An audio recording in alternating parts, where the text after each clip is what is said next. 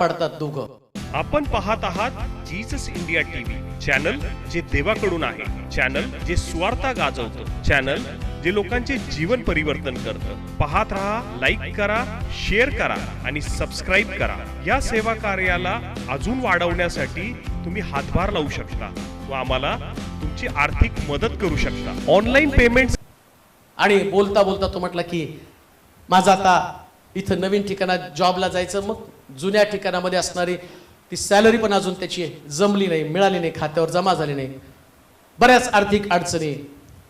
आणि तोंडला या सगळ्या आर्थिक अडचणी चालत असताना पहिल्या महिन्यामध्ये देवानं चमत्कार केला. अचानक तिचा पगार काहीतरी जास्ती वाढून आला, काय तुम्हाला DF हे काहीतरी मिळालं वाटतं. आणि मग पहिला महिना भागला. आता दुसऱ्या महिन्यात कसं भागवायचं मोठा प्रश्न होता. आणि मग चर्च सुटल्यावर त्यांनी कॉल केला कंपनीमध्ये, त्या सर माझी अजून सॅलरी जमा झाली नाही. ते म्हटला नुसता कॉल केला तर 10 मिनिटात त्यांचा मेसेज आला, तुझी सॅलरी आता 10 दिवसात तुझ्या खात्यात. म्हणजे मूळ सपोर्ट करत राहतं. हालेलुया. तुम्हाला मरू देत नाही, तुम्हाला पडू देत नाही, तुमचा नाश होऊ देत नाही. माझ्यावरती विश्वास ठेवा, मी अद्भुत रीतीने तुमचा पुरवठा बनेल. मुळाचं काम. आता हे सगळं त्यांना देवानं पुरवलं, पण कालांतराने हे दिवस त्यांचे निघून जाणार आहेत. आता जे तुमचं स्ट्रगल आहे, उद्या तो त्याचा जॉब चालू होईल, त्याची पगार चालू होईल, तिची पगार सगळं व्यवस्थित चालणार, त्यांचं वाढेल, तो गव्हर्नमेंट मध्ये लागेल, एक स्टेबल लाईफला ते येतील. मग त्यानंतर त्यांच्याकडे सगळं काय असेल. या शिलोत आल्यानंतर सगळं बदलतं बरं का. हालेलुया. सगळं बदलतं. पहिल्यासारखं काहीच नसतं. शिलोचं वैशिष्ट्य इथं पाय टाकणाऱ्या व्यक्तीला देव होत्याच नव्हतं करून टाकतो. लोक त्यांच्याकडे बघितल्यावर अरे म्हणतात हे सब इनका अलग ही आहे. हे सगळं बदलतं. मग ते सगळं बदलणार आहे. मग बदललेल्या स्थितीमध्ये तुम्ही चांगल्या राहणीमानामध्ये येणार. आता तुम्हाला ते दिवस आठवायला पाहिजे की ज्या दिवसामध्ये तुमच्याकडे काही नव्हतं आणि प्रभूनं पुरवलं. हालेलुया. पण ज्या दिवशी मनुष्यामध्ये पुरवलेल्या दिवसाचा विसर पडतो ना, आणि तो आपल्या स्वतःची प्रौढी मिरवायला लागतो ना, आणि प्रभू त्या दिवसाची आठवण करून कडकपणे बोलायला सुरुवात करतो, अरे मी तर तुला आधार दिला होता. ऐका, ज्या आधारावर तुम्ही टेकलेला आहे तो आधार कधी विसरू नका. तुमचं स्वतःचं अस्तित्व हे तुमचं अस्तित्व नाही, तुमचं अस्तित्व देवानं निर्माण केलेलं आहे. तुम्ही नव्हताच, तुम्ही तर संपणार होता. लोकांनी तुम्हाला टाकून दिलेलं होतं. तुमचा नाश अटळ होता. लोक तुम्हाला धिक्कारून पुढे निघून चाललेले होते. तुमची वाईट परिस्थिती असताना कोणी तुमची मदत करण्यासाठी जगामध्ये तयार नव्हतं. आणि या सगळ्या परिस्थितीमध्ये फक्त एकच व्यक्ती विश्वासानं तुमच्यावर उभी राहिली, आणि ती म्हणजे येशू प्रिया. फक्त येशूच तुमच्यावर उभं राहिला. आणि तो उभं राहत असताना आता तो दिवसेंदिवस तुमची परिस्थिती बदलत आहे. तो तुम्हाला मोठं बनवतो. अजून एक गोष्ट मला तुम्हाला सांगायची की देवाला कधीच वाटत नाही त्याच्या लोकांनी लहान राहावं. त्याला तुम्हाला मोठं बनवायचंय, पण तुम्हाला सगळ्यांपेक्षा नाही मोठं बनायचंय. हालेलुया. हालेलुया. हालेलुया. त्याला मोठं बनवायचंय, पण सगळ्यांपेक्षा मोठं नाही बनायचं. कधी कधी सैतान आम्हाला फक्त तीच गोष्ट मनामध्ये घालतो, तू सगळ्यांपेक्षा श्रेष्ठ आहे. मग ती गोष्ट तुम्हाला आठवती का? येशू ख्रिस्त मंदिरामध्ये जाताना 2 व्यक्ती प्रार्थना करत आहे. एक परुषी प्रार्थना करत आहे आणि दुसरा पापी व्यक्ती. हा परुषी स्वतःला मोठा करण्याची प्रार्थना करत आहे. मग तो आठवण करून देतो, अरे पूर्वी तू रानटी जैतून होता ना, मी तुला आधार दिल्यामुळे तू परुषी झाले आहे, पण आता तो रानटी जैतून आहे. आता त्याला फांदीमध्ये मला ठेवायचंय, पण समजा तू जर तुझी आयडियोलॉजी तशी मांडली, असं तू त्याच्यासमोर प्रेझेंट झाला, तर ते रानटी जैतून कसं स्वतःला घडवणार आहे? रानटी जैतून कसं बनणार आहे? म्हणून लक्षात ठेवा, कलम केलेल्या फांदीला घडवण्याचं काम कोण करणार आहे? तर ज्यांची जी फांदी आणि जैतुनामध्ये आणि अगोदर अस्तित्वात आहे, या फांदीनं या कलम केलेल्या फांदीमध्ये स्वभाव सोडणं गरजेचं आहे. तुमचे स्वभाव या नवीन लोकांमध्ये सोडले पाहिजे. तुम्ही नवीन लोकांचे स्वभाव आपल्यामध्ये घेऊ नका. हालेलुया. सुंदर आहे बघा, पुढे पुढे लय भारी. हालेलुया. हालेलुया. ते नवीन असतात लोक, ते नवीन लोकांचे स्वभाव तुमच्यामध्ये आले. ते अजून तर रानटीच आहेत हो. मग बाकीच्या फांदी नाही, ही रानटी फांदीच काढून, अरे रोवली कोणी? कोण रवली? येशूनं रवली. कशासाठी? ती फांदी तुमच्यासारखी व्हावी. पण उलट घडलं, फांदीत याच फांद्या तिच्यासारख्या बनायला लागल्या. तसं नाही बनलं पाहिजे. तुम्हाला जिथं तुम्हाला सत्व मिळालं, कुठं एवढे वर्ष तुम्ही कुणापासून खाता? मुळापासून. मुळापासून तुम्ही खाता. मग मुळापासून खाता तर तुम्हाला मुळाचा स्वभाव यायला पाहिजे. Amen. आणि सगळ्यात वाईट गोष्ट माहिती का, एवढे दिवस आम्ही मुळापासून खाऊन अचानक आम्ही मुळापासून खायचं बंद करतो आणि आमचा स्वभाव निर्माण करतो. मग तो म्हणतो आता मला तुमच्याशी कडक बोलायला पाहिजे. सांभाळा. कसलंय बायबल? असलं बायबल कधी ऐकलं का? पण हे पण बायबलमध्ये आहे. असलं बायबल तुम्ही कधी पाहिलं का? पण इथं बायबलमध्ये ते दिलेलं आहे. काय रानटी स्वभाव तिथं आले. परंतु मला वाटतं प्रेषितांच्या कृत्यामध्ये 12 अध्याय 20 पासून 23 पर्यंतची वचनं तुम्ही वाचली, पण परत एकदा आपण त्या ठिकाणात वाचूया. का मुलांनी आधार दिलेला विसरणाऱ्या लोकांची अवस्था कशी होती? वाचा. हेरोदाचा मृत्यू. हेरोद सोरकरांवर रागावला होता. हेरोद सोरकरांवर रागवला होता. म्हणून ते एकमताने त्याच्याकडे आले एकमतानं त्याच्याकडे आले व राजाच्या रंगमहालावरील रंगमहालावरील अधिकारी ब्लस्त याला अनुकूल करून घेऊन त्यांनी समेट करण्याची विनंती केली. कारण त्या राजाच्या देशावर त्यांच्या देशाचे पोषण होत असे. देशावर त्यांचं पोषण होत असे. नंतर नेमलेल्या दिवशी हेरोद राजवस्त्र घालून आसनावर बसला आणि जमलेल्या लोकांपुढे भाषण करून म्हणाला. तेव्हा लोक गजर करून म्हटले, ही देववाणी आहे, मनुष्यवाणी नव्हे. त्यानं देवाला गौरव दिले नाही. म्हणून तत्क्षणी प्रभूच्या दूताने त्याच्यावर प्रहार केला आणि तो किडे पडून गेला. इथं लोकांचा प्रॉब्लेम काय झाला माहिती का? लोकांना असं वाटलं हेरोदाबरोबर समेट करावा आणि हेरोदाबरोबर पॅचअप करण्याचा मार्ग कोणता? हेरोदाचं गौरव केलं पाहिजे. आज हेरोदाला जे गौरव मिळालं, हे गौरव कोणामुळे मिळालं? शास्त्र सांगतं देवाला गौरव न दिल्या कारणानं परमेश्वराचा हात त्याच्यावरती पडला. जेव्हा मनुष्य देवाचं गौरव स्वतःकडे घेण्याचा प्रयत्न करतो, दुसऱ्या भाषेमध्ये मी असं म्हणेल, कधी कधी माणसाची वाणी, या माणसाच्या वाणीला माणसं कधी कधी देवापासून बोलत राहतात. नाही, देवापासून काही गोष्टी देवापासून नसतात, तुमच्या मनाच्या असतात. एखाद्या व्यक्तीविषयीची तुमची भावना आहे ना, ती तुमची मनाची स्वतःची भावना आहे, ती काही देवाची भावना नाहीये. तुम्हाला वाटतं म्हणून ती देवाची भावना थोडी असते. मला वाटतं हे देवापासून आहे. देवापासून सगळ्या गोष्टी नसतात.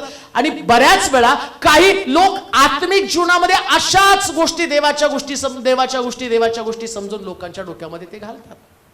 आणि तसे कितीतरी कॉल मला येतात.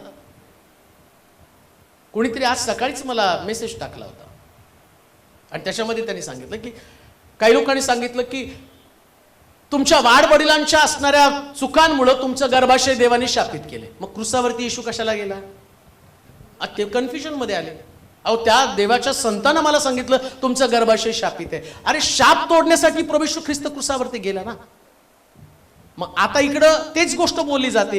हेरोदाच्या मुखातनं निघालेले शब्द देववाणी म्हणून बसलेले आहेत. कधी कधी आम्ही सुद्धा एकमेकाच्या बाबतीमध्ये जे आमची मत व्यक्त करताना देववाणी म्हणून व्यक्त करत आहोत. पण देवाची वाणी थोडी तशी असते. देवाची वाणी मनुष्याच्या उन्नतीसाठी असते. देव ज्यास एखाद्या व्यक्ती संबंधानं बोलतो ना, एखाद्या व्यक्तीच्या बाबतीमध्ये बोलतो, त्याला निराशेमधनं बाहेर करण्यासाठी बोलतो, त्याला मार्ग दाखवण्यासाठी बोलतो, त्याच्या अंतःकरणामध्ये असणारं दुःख निघून जावं यासाठी बोलतो, कधी कधी ताडण करण्यासाठी देव बोलतो. परंतु कधी कधी आमचा राग व्यक्त करण्यासाठी किंवा आमची प्रौढी व्यक्त करण्यासाठी सुद्धा आम्ही देवाच्या गोष्टी बोलत असतो. आणि देवाच्या गोष्टी बोलताना आम्ही चिपली बोलत असतो. मग स्वर्गातला देव गप्प बसेल का?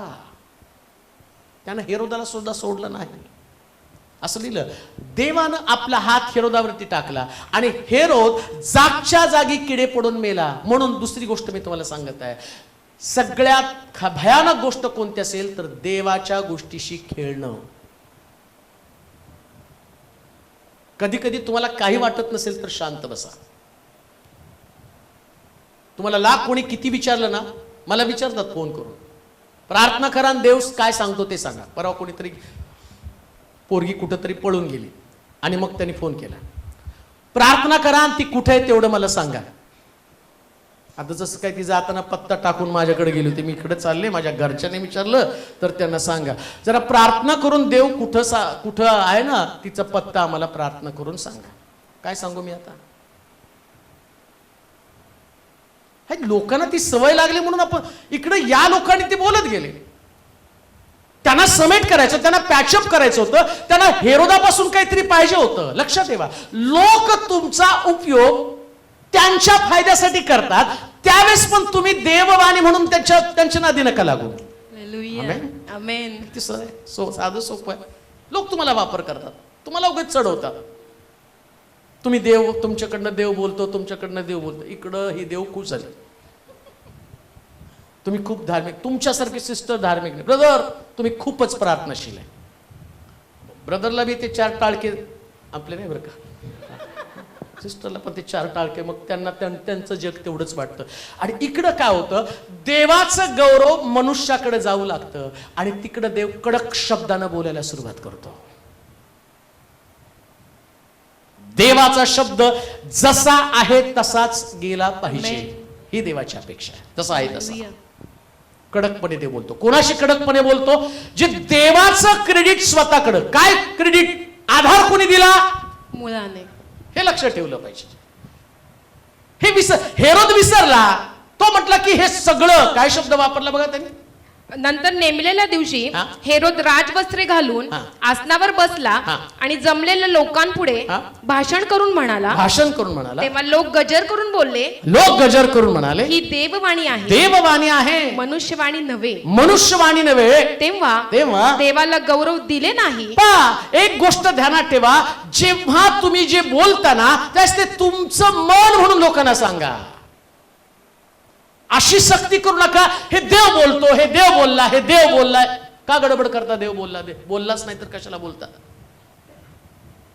आणि ती गडबड तुम्ही करता की देव असं बोलला, देव तसं बोलला, देवानं मला सांगितलं. नाही, कधी कधी देव तुम्हाला सांगत नाही. बरं सांगितलं तर थोडस तुम्हाला वाट पाहिली पाहिजे ना. वाट पाहूनच देव सांगतो तसं बोला. वाट तुम्ही न पाहता मनानेच काहीतरी बोलायला लागता. तिकडे देव कडकपणे बोलायला लागतो. अरे मी तुझ्याशी बोललोच नाही या गोष्टी, तू का आणि माझं मत लोकांना. म्हणून तो म्हटलं, संदेश ते माझ्या नावानं असत्य संदेश देतात. संदेष्टांना पण तो बोलला, असत्य संदेश देतात. देव बोललाच नाही तुम्हाला. काही गोष्टीसाठी तुम्हाला राखून राहायला पाहिजे. मत व्यक्त करू नका. देवाला देवाचं काम करू द्या. पवित्र आत्म्याला तुमच्यातनं बाहेर पडू द्या आणि पवित्र आत्मा तुम्हाला योग्य पद्धतीने वापरेल. मग या ठिकाणामध्ये कधी कधी माझं गौरव व्हावं. गौरव देवाचं व्हायला पाहिजे. आज ज्या स्थानावरती तुम्ही आहात, देवानं तुम्हाला ते मूळ आधार दिलेला आहे. आधार तुमचा देव आहे. म्हणून लक्षात ठेवा, कोणाशी देव कडक बोलतो? जे मुळांचा आधार विसरतात त्यांच्याशी देव कडक बोलत आहे. याकोबाचं पत्र 4 अध्याय 13 पासून 17 पर्यंतची वचनं वाचा बरं. देवाला ही गोष्ट कधीच आवडत नाही. मुळांनी आधार दिला, त्यांनी बढाई मारता कामा नये. बढाई मारू नये म्हणून इशारा. अहो जे तुम्ही म्हणता की आपण आज उद्या अमुक करू, एका शहरी जाऊ, तेथे 1 वर्ष घालवू आणि व्यापारात कमाई करू. त्या तुम्हाला उद्याचे समजत नाही. तुमचे आयुष्य ते काय? तुमचं आयुष्य काय? तुम्ही वाफ आहात. ती थोडा वेळ दिसते आणि मग दिसेनाशी होती. असे न म्हणता प्रभूची इच्छा असेल तर आपण जगू व अमुक करू असे म्हणा. आता तुम्ही गर्विष्ठ आहात म्हणून फुशारकी मारता. अशी सर्व प्रकारची फुशारकी वाईट आहे. चांगले करणे कळत असून जो ते करीत नाही त्याचे ते पाप आहे. मी असं करेल, मी तसं करेल. लक्षात, हे जीवन जगताना तुमच्या डोक्यात बऱ्याच फुशारकीच्या गोष्टी असतात. माझ्या डोक्यामध्ये बऱ्याच, मी असं करेल, मी तसं करेल, नाही का? म्हणतो का, अरे तू वाप आहे, कशासाठी एवढ्या उड्या मारतोस, कशासाठी एवढी पुशारकी मारतो? जर वाफच नष्ट होऊन जाईल मग तू नष्ट होणार नाही का? आम्हाला तू वाफेची उपमा देतो. लक्षात ठेवा, व्यवहार जो आमचा व्यवहार आम्ही एकमेकाशी करत आहोत, त्या व्यवहारामध्ये प्रभू आमच्याकडे बारकाईनं नजर ठेवत आहे. तुमचं बोलणं सुद्धा देवाच्या वचनामध्ये नोंद करून ठेवलेलं आहे. मी अमकं करेल, मी तमकं करेल. तो का बढाई मारत आहे? का अस्तित्वासाठी झगडत आहे? तुला आठवत नाही का मुळानं तुला आधार दिलेला आहे, त्याच्या आधारावर तू जगत आहे. पण तू तरी सुद्धा तुझ्या डोक्यातल्या कल्पना पुष्कळ आहेत. मी अमुक गावी जाईल, मी अमकं करेल, मी तमकं करेल. जेव्हा मी अमुक तमुक करेल, लक्षात ठेवा, करेल ही गोष्ट जास्त तुमच्या डोक्यामध्ये येते ना, तेव्हा समजायचं की देव तुम्हाला दंड द्यायला लागलेला आहे, तो कडकपणे तुमच्याशी बोलायला लागलेला आहे.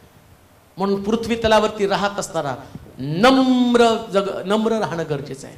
लीन बना, देवाच्या हातामध्ये पडा. कोणत्याच गोष्टी तुमच्या हातामध्ये नाही. तुमचं जगणं, तुमचा श्वास, तुमचा व्यापार, तुमचा प्रवास, तुमची नोकरी, तुमचा बिझनेस काहीच तुमच्या हातामध्ये नाहीये.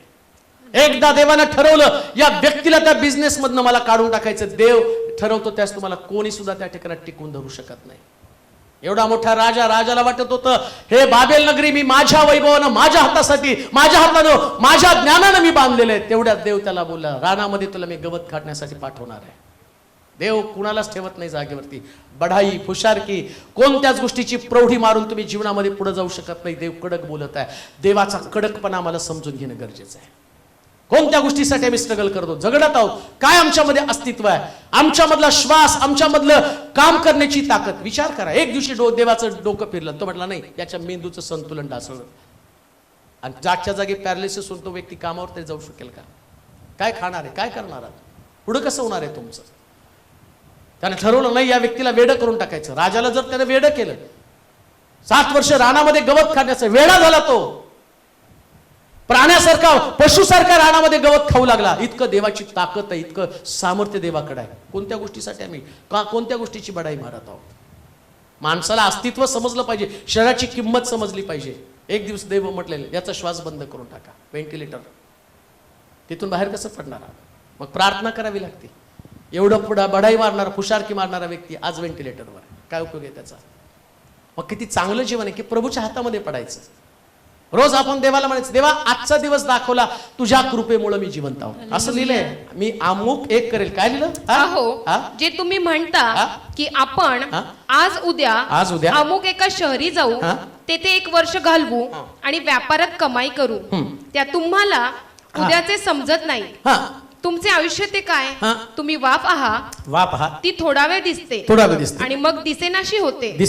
असे न म्हणता काय म्हणायचं? प्रभूची इच्छा असेल तर आपण जगू. काय सगळ्यात सोपं, प्रभूची इच्छा असेल तर आपण जगू. पण मी जगताना म्हणतो मी याचा बदला घेईल.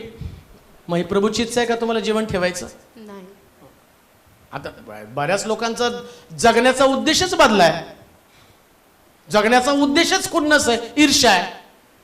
आणि मी उद्याच्या दिवसाचा विचार करताना माझ्या डोक्यामध्ये काय, माझ्या डोळ्यानं यांचं वाटोळ झालेलं मी बघेल. मग प्रभूने त्याच्यासाठी तुम्हाला जीवन ठेवलं.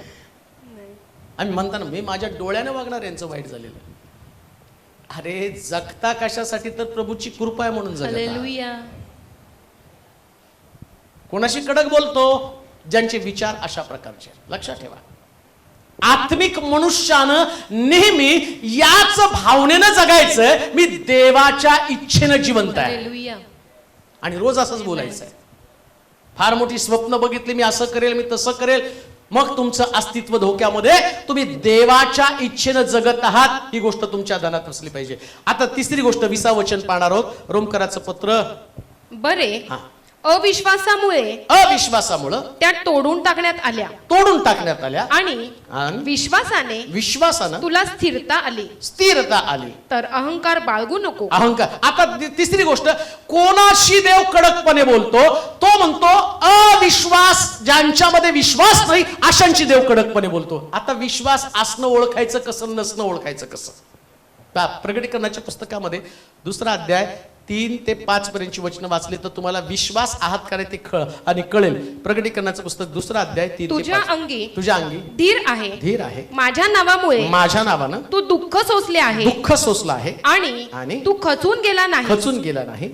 तरी तू आपली पहिली प्रीती सोडली. याविषयी तुला दोष देणं मला प्राप्त आहे. म्हणून तू कोठून पतन पावली आहेस याची आठवण कर व पश्चाताप करून आपली पहिली कृत्य कर. तू पश्चाताप केला नाहीस तर मी तुझ्याकडे येईन आणि तुझी समई तिच्या ठिकाणावरून काढून टाकेन. जर विश्वास तुमच्यामध्ये नाही, हे ओळखायचं कसं? तुमच्यामध्ये धीर नव्हता आणि तुम्ही प्रीती सोडलेली. कोणती प्रीती? आता पहिली प्रीती आठवायची, पण नवीन तारण झाल्यावर बघा प्रेज द लॉर्ड. कोणाला भेटल ते praise the Lord, praise the Lord, praise the Lord, praise the Lord. एवढ्या उड्या. मग कोणी काय बोललं तरी हसत हसत उत्तर. आता प्रीती झाली निबर. आता वाटच बघतो याने कधी बोलताय मी बदला घेतो, नाही का. त्या प्रीतीमध्ये एवढं मरायसाठी तयार असताना मग सगळीकडे दिसतं याचं तारण व्हायला पाहिजे, त्याचं तारण व्हायला पाहिजे, याचं तारण व्हायला. आता मात्र प्रीतीमध्ये हातात दगड असतात. पाप करणारा सापडला की दगडानं ठेचून मारून टाकायचं. आणि आता बायबल काय सांगतं माहिती का, तुझ्यामध्ये तो विश्वास नाही. कुणाला कडक बोलतो? तुझा धीर खचला, संपला. कोणता धीर तुझा? आता तुमच्यामध्ये त्याच धीर होता. काय धीर होता? मला आठवतं ज्या दिवशी तुमचं तारण होतं ना, तुमचं एवढं कणखर असताना मन किती होतं, आता ख्रिस्तासाठी मेलो तरी चालेल पण माघार घेणार नाही. आणि मला माहिती आहे की त्यावेळेचं सगळ्यात फेवरेट गाणं जर लोकांचं कोणतं असेल तर येशूच्या मागे मी चालू लागे, माघारी नाही मी. आता माझं तर फेवरेट होतं, तुमचं कोणतं होतं माहित नाही मला, पण माझं गाणं ते फेवरेट होतं. आणि मी रडायचो ते गाणं गाता गाता. कारण मला माहिती की हे ख्रिस्ती जीवन आपण म्हणतो तितकं सोपं नसतं. जेव्हा तुम्ही विश्वास ठेवता, प्रभूला स्वीकारताना, रोज तुम्हाला विश्वासाचं युद्ध लढावं लागतं. आणि इकडं विश्वासाचं युद्ध लढता लढता लढता जी तुमची भावनिक घालमेल व्हायला लागते ना, आणि इथं कुठं तरी तो शैतान येतो आणि तुमच्यातला विश्वास काढून घेतो. कोणता विश्वास? तुला स्वर्गामध्ये जायचा हा विश्वासच निघून जातो. मग तुम्ही फक्त चर्चला येता आणि घरी जाता, एवढंच तुमच्याकडे राहतं. मग तुमचा व्यवहार जो आहे तो व्यवहार, त्या व्यवहारामध्ये प्रीती संबंधानं बोललं की तू पहिली प्रीती सोडली. प्रीती आहे पण पहिल्यासारखी प्रीती नाहीये. लक्षात घ्या. कोणाशी कडकपणे तो बोलतो? पहिल्या प्रीती संबंधानं. जी पहिलं प्रेम होतं ते प्रेम आता कुठे आहे तुझ्याकडं? जे पहिलं तुझं समर्पण होतं ते आता समर्पण कुठं आहे? जे पहिलं तुझ्याकडे चांगुलपण होतं आता ते चांगुलपण कुठं आहे? जे पहिलं तुला धार्मिक जीवन होतं ते आता कुठे आहे तुझ्याकडं? त्यास तुला राग नव्हता, तुला लोभ नव्हता, तुला मत्सर नव्हता, कुणाचा द्वेष नव्हता. तू सगळ्याला समजून घेत होता, सगळ्याला समजून घेत होती. पण आता तुझ्याकडे ती भावना कुठे आहे? मग आता प्रभू म्हणतो हे अविश्वासाचं मन. 5 वचन बरे, 20 वचन बरे. अविश्वासामुळे त्या तोडून टाकण्यात आल्या. आता तुमच्यामध्ये संयम नाही, तुमच्यामध्ये अविश्वास आला. लक्षात घ्या, ऐका बरं का. पहिली प्रीती सोडली, संयम निघून गेला, कंट्रोल, तुम्ही दुसऱ्या भाषेत मिळेल आउट ऑफ कंट्रोल. अजून मी सांगू की अशा विश्वासणाऱ्याला हातातनं निसटलेले विश्वासणारे म्हटले. नाही, पोरग हाताबाहेर गेलं म्हणतात ना, तसं देव सुद्धा या लोकांना म्हणतो हाताबाहेर गेलेले विश्वासणारे. आणि हाताबाहेर गेलेल्या पोराला घरात पाय दारात पाय ते आईबाप कसले बोलतात, आला का गिचायला? आणि ते पोरग आज्ञेत असल्यावर त्याला ये बाळा बस, आता काय तुला बनवू सांग बरं, भूक लागली, मॅगी बनवू का अंड बनवू? आणि पोरगा हाताबाहेर गेलं ये आणि गीच हाय ते, ले नखरे करू नको. म्हणजे त्याला कडक बोलायला लागतात का नाही? मग तुम्ही सगळं पहिलं सोडलं आणि ते देवा आय लव्ह यू, चल हो बाजूला. तू पहिलं प्रेम सोडलं आणि तू म्हणतो देवाने माझ्याशी ममतेने वागावं. तुझ्याकडे संयम नाही, तुझ्याकडे कंट्रोल नाही, तुझ्याकडे पहिलं प्रेम नाही. प्रकटीकरणाच्या पुस्तकात बघा बरं, 3 ते दुसरा अध्याय 3 ते 5 काय काय लिहिलंय? तुझ्या अंगी धीर आहे, धीर आहे माझ्या नावामुळे तू दुःख सोसले आहे. या व्यक्ती, या मंडळीचं वैशिष्ट्य काय? या मंडळीमध्ये धीर पण आहे, दुःख सोसण्याची कुवत पण आहे. पुढे, आणि तू खचून पण गेला नाही, तरी तू आपली पहिली प्रीती एवढ्या सगळ्या चांगल्या क्वालिटी त्या मंडळीमध्ये आहे. एवढ्या सगळ्या चांगल्या क्वालिटी. कोणतं? धीर आहे, खचून गेला नाही, दुःख सोसलं. पण आता एवढं चांगलं तर प्रभूनं म्हटलं पाहिजे ना आय लव्ह यू, मी पण तुझ्यावर प्रेम करतो. तो म्हटला नाही, मला तुला बोध करायचंय, मला तुला शासन करायचंय, कडकपणे तुझ्या पाप तुझ्या पदरी घालायचंय, दोष दाखवायचा. कोणता दोष? काय लिहिले वाचा. तरी तू आपली पहिली प्रीती सोडली. परिणाम काय बघा, पहिली प्रीती सोडली. याविषयी तुला दोष देणे मला प्राप्त आहे. म्हणून तू कोठून पतन पावला आहेस याची आठवण कर व पश्चाताप करून आपली पहिली कृत्ये कर. तू पश्चाताप केला नाही तर मी तुझ्याकडे येईन. तुझ्याकडे. आणि तुझी समई. बघा, पहिली प्रीती, पहिली कृत्य तुम्ही सोडलेली आहे, तो समयच काढून टाकेल. कडकपणे देव बोलताय. म्हणून रोज उठून बघायचं, मी पहिल्याचा मनोज आहे का. रोज सकाळी उठल्यावर मी तुमचं नाही सांगत, मला काय करायचं तुमचं तुम्ही या, नाही तर बसा. माझं मी गाडी पकडून स्वर्गाकडे जाण्याचं, तुम्हाला सांगून सांगून मी रोज उठून, माझं कामच आहे ते मी रोज तुम्हाला सांगणार. पण सकाळी उठल्यावर मी काय देवाकडे प्रार्थना, माझा पहिला स्वभाव जसाच्या तसा आहे का, नसला तर मला पश्चाताप करणं गरजेचं आहे. आणि रोज मी पश्चाताप करणार का, तर देव माझ्याशी कडकपणे बोलत आहे. सांभाळा, पहिलेचे स्वभाव तुमच्यामध्ये आहेत का गेलेत, पहिल्याचं प्रेम तुमच्यामध्ये आहे का गेलं, देवाविषयीचं आकर्षण, लोकांविषयीची भावना तीच आहे का, तुमची भावना बदलली, कुठल्या अवस्थेमध्ये तुम्ही आहात. जे प्रभूनं तुम्हाला जीवन दिलं होतं ते जीवन तुमच्यामध्ये आहे का ते आता लोप पावलेले, कनेक्शन तुटलंय का. जे सत्व खालून घ्यायला पाहिजे मुळापासून, ते सत्व न गेल्या कारणानं आता तुमच्यामध्ये अविश्वास आला, आणि अविश्वास आल्यामुळे हे सगळं निघून गेलं ना. अविश्वास आहे तुमच्यामध्ये म्हणून ते बाहेर पडलेले आहे. तिसरी गोष्ट, चौथी गोष्ट पाहूया 20व्या वचनामध्येच. बरे, अविश्वासामुळे त्या तोडून टाकण्यात आल्या. आता कोणाला देव प्रेमानं बोलतो बघा बरं, ममता कोणाला देवाची. आणि विश्वासाने तुला स्थिरता आली. तर अहंकार बाळगू नको. अहंकार 20 वचन परत वाचा सगळं.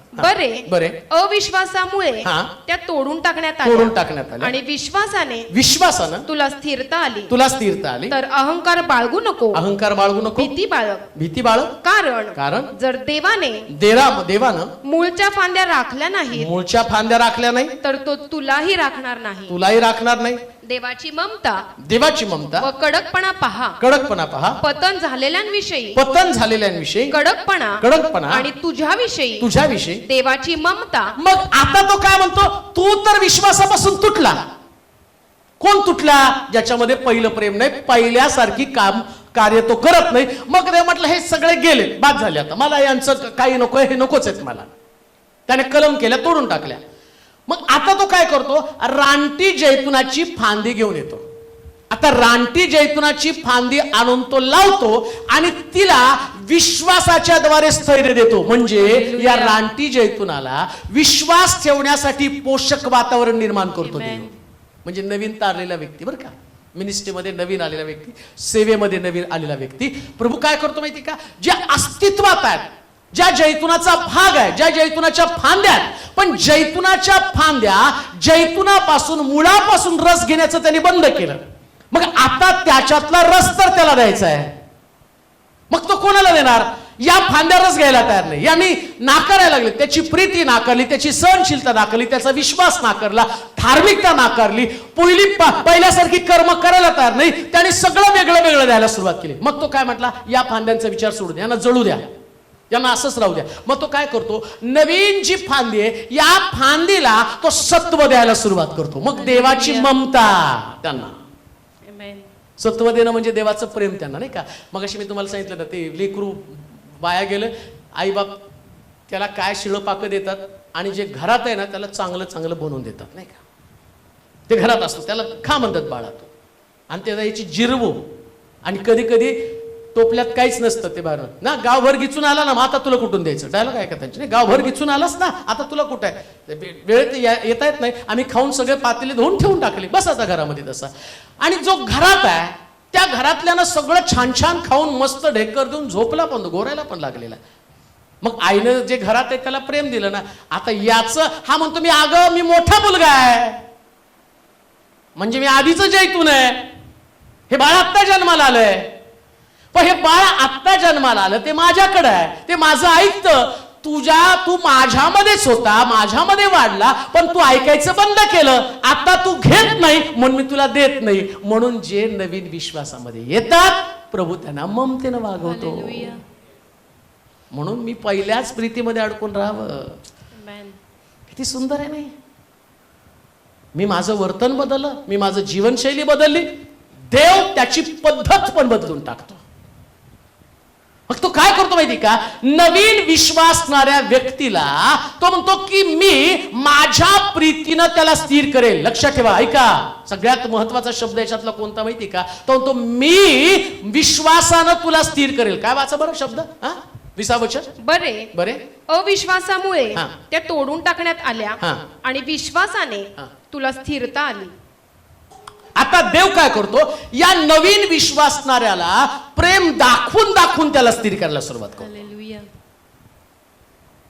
मग आम्ही अनस्टेबल आणि नवीन विश्वासणारे स्टेबल, कसला बॅलन्स आहे देवाचा.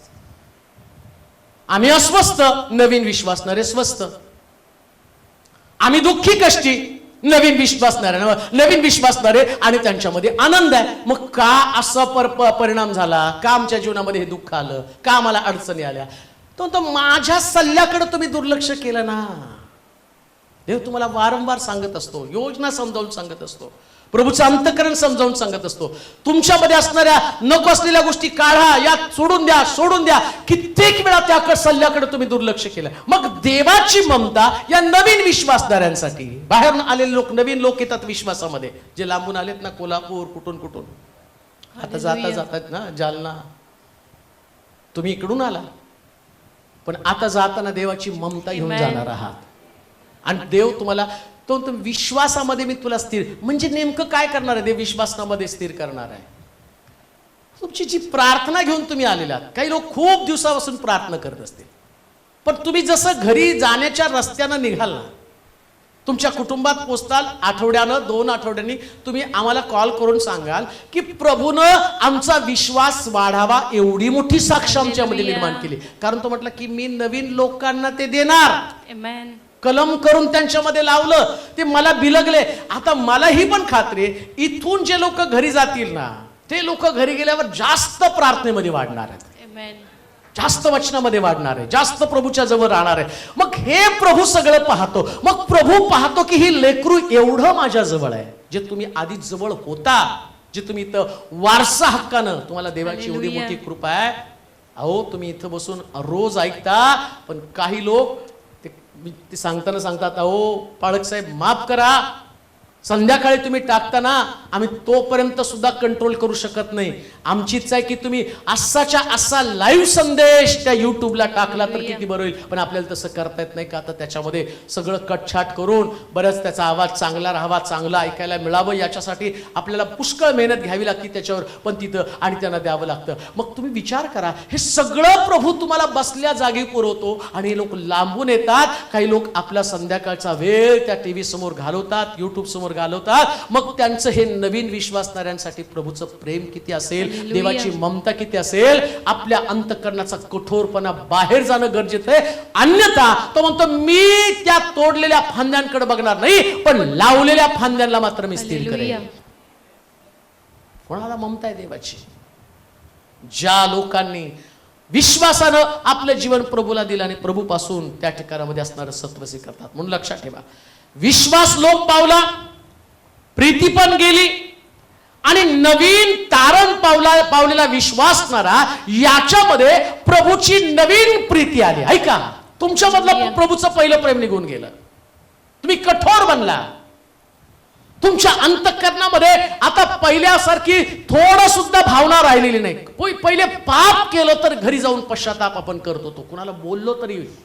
मला आठवतं की तारण झाल्यावर असं बसायचो ना, तर दिवसभरात कुणाकडे दुखावलं तर ते आठवायचं, अरे आपण एक चूक केली बरं का, कुणाचं तरी मन तोडलं आपण, कुणाचं तरी अपमान केला, ते वाईट वाटायचं. पण एकदा का मनुष्य निर्ढावला ना, कठीण बनला, मग त्यानं कुणाचा अपमान केला, कुणाविषयी वाईट बोललं, त्याला कुठल्याच गोष्टीची खंत वाटत नाही. मग तुम्हाला असं वाटतं का हे तुमचं जीवन प्रभूला पसंत आहे? कसं शक्य आहे? कशी अपेक्षा मी करू शकतो की देव आम्हाला बारकाईनं पाहत नाही?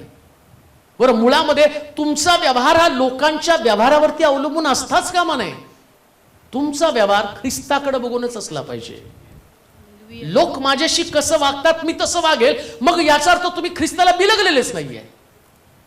तुम्ही ख्रिस्ताला बिलगले असते तर त्याचाच रस तुमच्यामध्ये आला असता ना. मग तुम्ही म्हणता नाही त्याच्या व्यवहारावरती माझा व्यवहार आहे.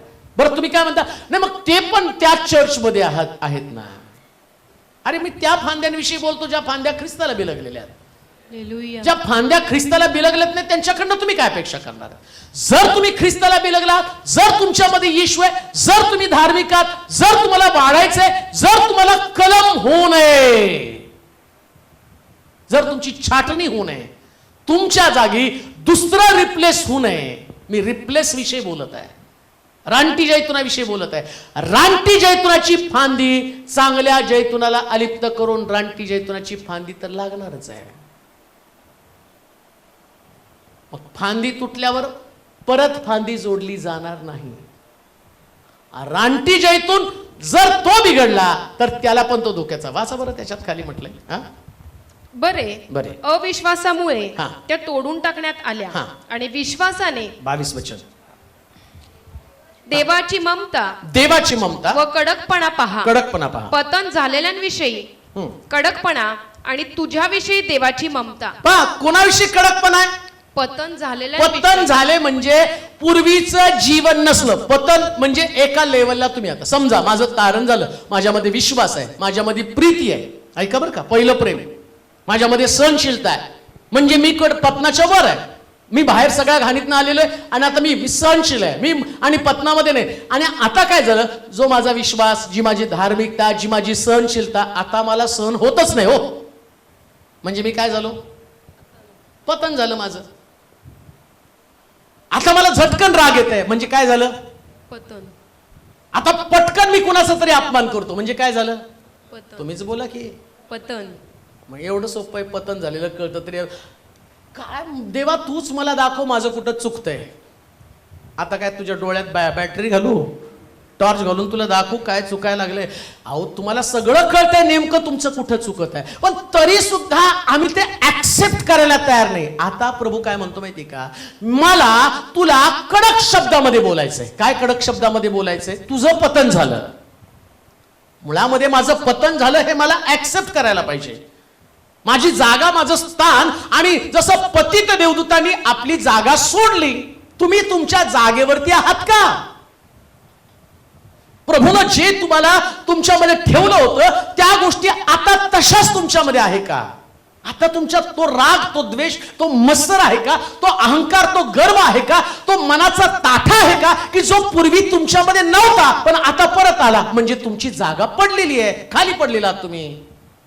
आणि इथं प्रभू काय म्हणतो माहिती का, पूर्वीसारखं दैहिक तुम्ही बनलेला आहात. रोमकराचं पत्र 12 अध्याय 16 आणि 17 वचन वाचा म्हणजे तुम्हाला समजेल. रोमकराचं पत्र 12 अध्याय 16-17 वचन. परस्पर एक चित्त असा मोठमोठ्या गोष्टींवर चित्त ठेवू नका. तर लीन वृत्तीच्या लोकांचा सहवास करा. सहवास करा. स्वतःला शहाणे समजू नका.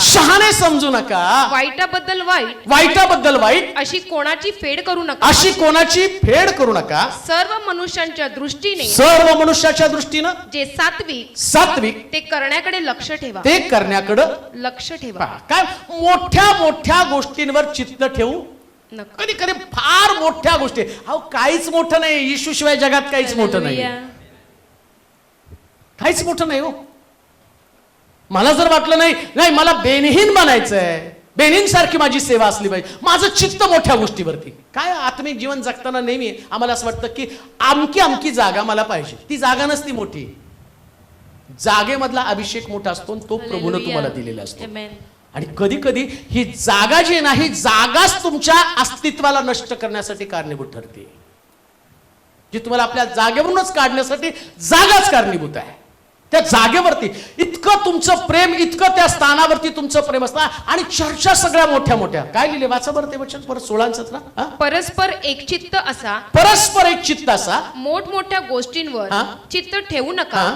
तर लीन वृत्तीच्या लोकांचा सहवास करा. नेहमी नम्र लोकांचा सहवास. आता प्रॉब्लेम काय माहिती का, आम्हाला जे आमचं ऐकतात त्यांचा सहवास आवडतो. माझं कोणी ऐकतच नाही म्हणल्यावर मग मी, मराठीत एक म्हणे, वास्त्रात लंगडी गाय शहाणी. लंगड्या गायला वाटतं वास्त्रच जमा करावी. कधी कधी आम्हाला वाटतं की नाही याच लोकांबरोबर आम्ही राहावं का, तर हे आमचं ऐकतात. बायबल तसं नाही शिकवत. आता तो आम्हाला कान उघडणी करताना काय म्हणतो की तुमचा सहवास नुसत्या धार्मिक चर्चा करणाऱ्या लोकांमध्ये नको आहे. मग कशामध्ये असलं पाहिजे? ज्यांच्यामध्ये लीनता आहे त्यांच्यावर तुमचा सहवास असला पाहिजे. लीनता असली पाहिजे. लीनतेला सगळ्यात बेस्ट शब्द म्हणजे माघार घेणारा. बरं का, हालेलुया. लीनता म्हणजे माघार घेणारा. ज्याच्याकडे माघार घेण्याची वृत्तीच नाही अशा लोकांमध्ये बसूच नका म्हटलं बायबल सांगते आम्हाला. नाही तर तुमचं काय होणार? परस्पर एकचित्त असा कलम काय होणार? नाही तर तोडून टाकण्यात येईल. ते सगळ्या न देणारा फांद्या जमा केल्या, गोळा केल्या, एकत्र बांधल्या आणि काय केलं? जाळायसाठी घेऊन गेले.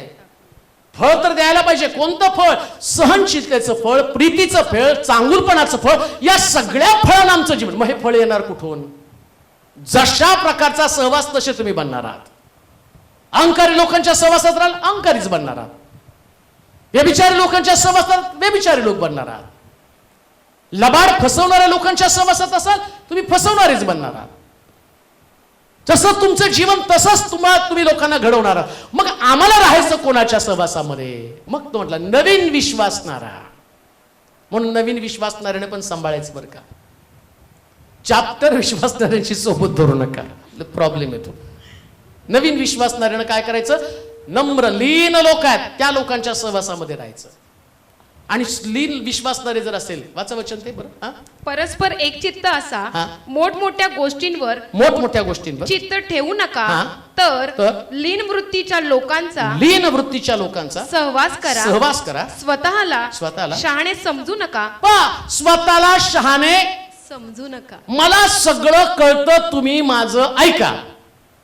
ही भावना इकडं प्रभू काय सांगतो? आता मला तुझी काय करायची? छाटणी. आता कान उघडणी करताना तो म्हणतो कोणी स्वतःला शहाण समजू नका. बायबल ह्याही अँगलनी आहे, हालेलुया. ह्या पण अँगलनी बायबल. आत्मिक जीवन जगताना मला काहीच कळत नाही या भावनेने निघायचंय. आमेन म्हणाल का? आमेन. मला काहीच कळत नाही प्रभू, मला शिकव. हालेलुया. मला शिकायचंय, मला तुझ्या वचनात वाढायचंय. आणि प्रभूकडे प्रार्थना काय असली पाहिजे माहिती का? बालकासारखं. म्हणून तो म्हटला एक संदेश अजून फार सुंदर केलाय. काही मधल्या काळामध्ये मी बसल्यावर देव मला जे वाचता काही गोष्टी सांगतो, तो बालकासारखं झाल्याशिवाय. माझा एक संदेश आहे त्याच्यामध्ये म्हटलं की स्वर्गात मोठा कोण असणार आहे? सगळ्याला स्वर्गामध्ये मोठं व्हायचं. इथं पण म्हटलं मोठ्या मोठ्या गोष्टी सगळ्याला मोठं व्हायचंय, पण स्वर्गात कोण मोठं असणार आहे? फार सुंदर संदेश तो पण देवानं दिलेला आहे. जे लोक वाट पाहतील की तो संदेश यावा, कोण मोठं असणार आहे स्वर्गामध्ये. तर त्या बालकाचं वैशिष्ट्य काय माहिती का? तो बालक जो आहे आणि त्याच्यामध्ये साधारणच गोष्टी असतात. हो, एकदम साध्या गोष्टी, मोठ्या गोष्टी नसतात त्याच्याकडे. पहा, त्या लहान मुलाला तुम्ही जर 10च्या 5 नोटा द्या आणि त्याला 100ची एक नोट द्या, ते 100ची फेकेल आणि 10च्या 5 नोटा घेईल. त्याला काय कळतं व्यवहार? त्याचं लक्ष फक्त संख्येवर आहे, त्याचं लक्ष त्या नोटाच्या व्हॅल्यूवरती नसतं. मोठ्या माणसाला बघितलं तर तो बरोबर सगळ्यात लाल तांबड्या रंगाच्या नोटेकडे 2000ची नोट नाही का 30 द्या म्हणतो. बालकाला तुम्ही ती 20ची ठेवा आणि 1-2000ची ठेवा आणि 20च्या त्याला 10-12 नोटा सगळ्या टाकून दिल्या, त्या 10-12 लालच आहेत ना, या घेऊन जाऊ म्हणाल. असंच म्हणा. हो, मोठ्या मोठ्या गोष्टीवर चित्त ठेवू नका, लीन लोकांचा सहवास ठेवा. प्रभूची ममता कोणावरती आहे? नम्र लोकांवरती. हालेलुया. कोणाशी देव प्रेमानं वागणार? नम्र लोकांशी. आणि मोठ्या मोठ्या गोष्टी बोलणाऱ्या लोकांशी तो कसा असणार आहे? कसा असणार आहे? कडक. समजलं का जरा बायबल? फार मोठ्या गोष्टी बोललं तर देव काय बोलणार? कडक. आणि तुम्ही सगळं बारकं बारकं बोलायला लागला, ममता. देव प्रेमाने. समजत नाही बरं का बाळाला, समजायला लागलं. हे लहानच आहे, छोटच लेकरू आहे, एकदम नम्र राहायचं. प्रभू काय कळत नाही, कुठं बसू? इथं बसू. हालेलुया. हे मला समजत नाही, कुठं बसू? इथं बसू. काय खुर्ची? इसको तो मैं देखूंगा. प्रभू म्हणतो याला तर मी बघतोच बरोबर, आणि तुम्ही एवढं भोळ्यासारखं, देवा कुठं बसू? हे कसं वाजवायचं देवा माहित नाही. प्रभू शिकवतो, बस. हालेलुया. माझा आत्मा येईल तुला शिकवेल. केविनला तसं बसला तो 4थीला असतानापासून तो, म्हणून माझ्याकडे टिकला. कोण नसतं टिकलं बरं का. हा, तिचं बाप सांगायचं घरी गेल्यावर लय रडायचं पास्टर बोलले म्हणून. हा? आत्ता सांगायला मोठा झाल्यावर, लहानपणी सांगितलं असतं अजून बुडवलं असतं त्याला. हा, रागवायचं त्याला, पण त्यांना कधी ते दाखवलं नाही. मला सांगा, हा कसं म्हणतात, अजून पण तो तसाच वागतो. चुकलं तरी माझ्याकडे बघतो, पण आता मी ते लहानपणाचं केविन म्हणून बघत नाही, आता हसत हसत बघतो. मोठं झालंय ना आता, त्याला समजेल. पूर्वी त्याला रागवत होतो, घरी आल्यावर गोंधळ केल्यावर त्याला फटके पण देत होतो मी. त्या हा शालूम बरोबर खेळताना मारतो ना केविन, हा मारतो, विचार त्याला. आता द्या उद्या फटका, चर्चच बदलल तो. मोठा झाला आता तो. मोठं झालं तर विचार बदलणार नाही तो, गॅरंटी आहे, पण मोठं झाल्यावरती व्यवहार बदलावा लागतो ना. देवाचा व्यवहार तसाच आहे. लहान व्हाल तोपर्यंत प्रभू बऱ्याच गोष्टी तुम्हाला प्रेमानं समजावून सांगणार आहे. असं नाही, असं ही गोष्ट तुझ्यासाठी चांगली आहे, ही गोष्ट तुला घ्यायला पाहिजे, ही वस्तू तुझ्यासाठी चांगलं आहे, ही जागा तुझ्यासाठी चांगली, हे वाद्य तुझ्यासाठी चांगलं आहे, ही सेवा तुझ्यासाठी चांगली, ही नोकरी तुझ्या. काहीच दाखवू नका देवाला. देवा तुझ्या इच्छेप्रमाणे. लहान लेकराचं वैशिष्ट्य आहे, तुमच्या इच्छेप्रमाणे द्या. कोणाला देव ममता दाखवतो? जे लीन होतात म्हणजे लहान होतात. लहान व्हा, कुठंच मोठं बनून फिरू नका. जेवढं मोठं बनाल ना तेवढं देव तुमच्याकडे दुर्लक्ष करणार आहे. लहान बनायचं. आणि लहान लेकरांचं वैशिष्ट्य घोळक्यात असतात बरं का, है की नाही? मोठे VIP माणसं असले त्याशी कोपऱ्यात उडतात. ठीक आहे, बघा मंत्री बिंत्री आले तर, न मंत्री आल्यावर कसे असतात, एका बाजूला कुठेतरी कोपऱ्यामध्ये बसतात. कार्यकर्ते वडापाव, सगळे एकत्र बसून वडापाव, आणि इकडे जय जय जय जय यांचं जय. लहानपणा, कारण लहानांवर देवाचं बारीक लक्ष आहे.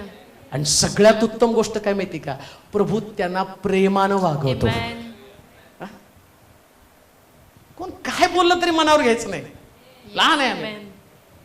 मला त्यांनी असंच म्हटलं, मग मी असंच म्हणणार, मग मी असंच करणार, मग मी तसंच करणार. कर मर. किती सोपं आहे आत्मिक जीवन. माघार घ्यायची सगळीकडं.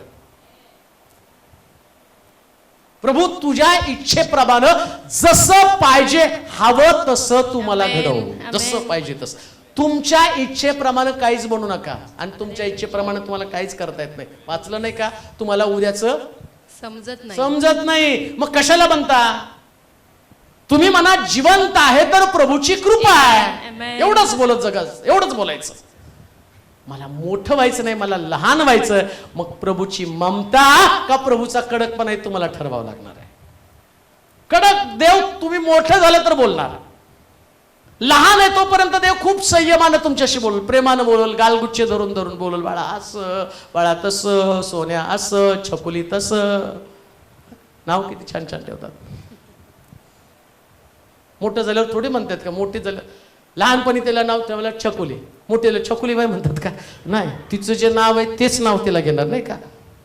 आता ते पूर्वी म्हणत होते नाव सोना ठेवलं सोनाबाई म्हणत होते, पण आता छकुलीबाई थोडी चालतं. आता नाही चालत. आता तर इतकं भारी भारी नावं ठेवतात नाही का?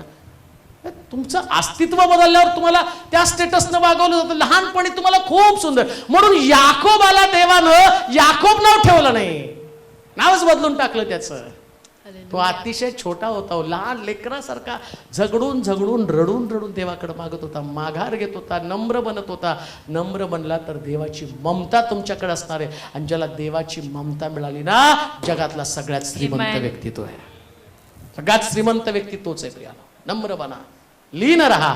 आणि म्हणून शास्त्रात जाता जाता शेवटचं तेच वचन वाचून एंड करू. हा, देवाची ममता, देवाची ममता, कडकपणा पहा, कडकपणा पहा. पतन झालेल्यांविषयी, पतन झालेल्याविषयी कडकपणा, कडकपणा. आणि तुझ्याविषयी, आणि तुझ्याविषयी देवाची ममता. तुझ्याविषयी कोण आहे हा तू? जो तू नम्र लोकांच्या सहवासामध्ये राहतो तो तू. बर का, कोण आहे तो तू? तुम्ही नम्र लोकांच्या सहवासात राहत असाल तर तुम्हाला देवाची ममता आहे. जर तुमच्या नम्र लोक तुम्हाला आवडतच नाही, नम्र, आम्हाला काय वाटतं सगळ्यांनी आमचं कौतुक करावं. अर्धे आपले पत्रकार नोकऱ्या सोडून गेले. का सोडून गेले पत्रकार? पंतप्रधानाशी चांगलं बोललात तर ड्युटीवर, नाहीतर घरी. का तर त्यांना आवडत नाही टीका. मोठ्या लोकांना टीका आवडत नाही. लहान लोकांवर तुम्ही किती पण टीका करा, त्या लोकांना टीकेचं काही वाटत नाही. आम्ही लहानच बनूया, आमेन. लोकांना लोकांचं काम करू द्या. आम्ही आत्मिक लोक बनूनच जगणार आहोत. आमेन. का तर देवाचा सगळा फोकस आमच्याकडे असणार आहे. हालेलुया. म्हणून लक्षात ठेवा, कोणी तुमच्याकडे पाहत नाही ही भावना पण काढून टाका. मला देव पाहतो. आमेन. आणि जेव्हा मी जास्त अपमानित होतो ना, तेव्हा जास्त देव माझ्यावर प्रेम करतो. हालेलुया. जेव्हा जास्त मी नाकारला जातो, त्या जास्त देवाचं प्रेम मलाच मिळतं. आमेन. जास्त मला जास्त लोक टाकून बोलतात, त्या जास्त देवाचं प्रेम मलाच मिळतं. म्हणून लक्षात ठेवा, आत्मिक जीवन जगताना कडकपणाचं नव्हे तर देवाच्या ममतेचा अनुभव येवा.